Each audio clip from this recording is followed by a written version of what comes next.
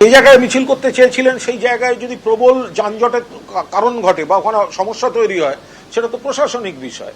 এই নিয়ে রাজনৈতিক মন্তব্য করব না। প্রচুর মিটিং মিছিল হচ্ছে।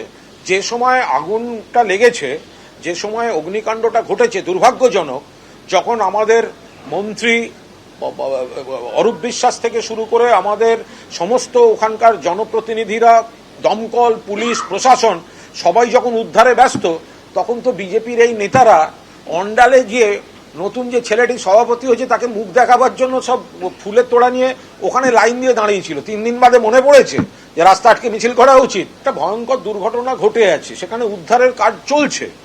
তো সেখানে প্রশাসন যেটা সুবিধা হওয়ার তো সেগুলো করে, মানে যেটা কাজে উদ্ধার কাজের সুবিধা হবে সেই কাজ করেছে। উদ্ধার কাজের অসুবিধা হবে এমন তো কোনো কাজ ওখানে করা সম্ভব না।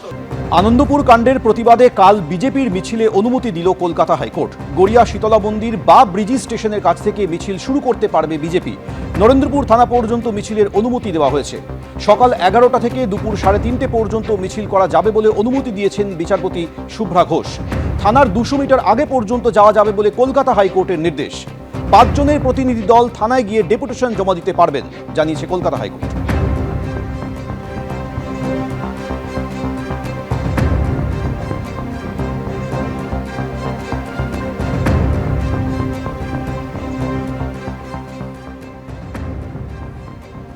নাজিরাবাদের ঘটনাস্থল এবং সংলগ্ন এলাকায় 163 ধারা জারি করা হয়েছে এবং আজকে শুভেন্দু অধিকারী যখন ঘটনাস্থলে পৌঁছলেন তখন বললেন, আমরা আসবো বলে 163 ধারা লাগু করা হয়েছে।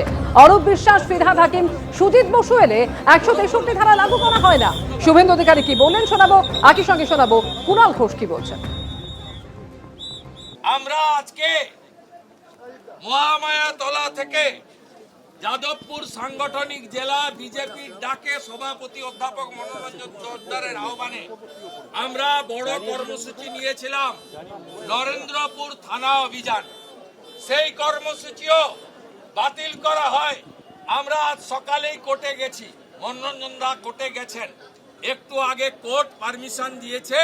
সকাল 11টার সময় আমাদের 11টা থেকে 3টে অনুমতি দেওয়া হয়েছে। আমরা হাজার হাজার মানুষ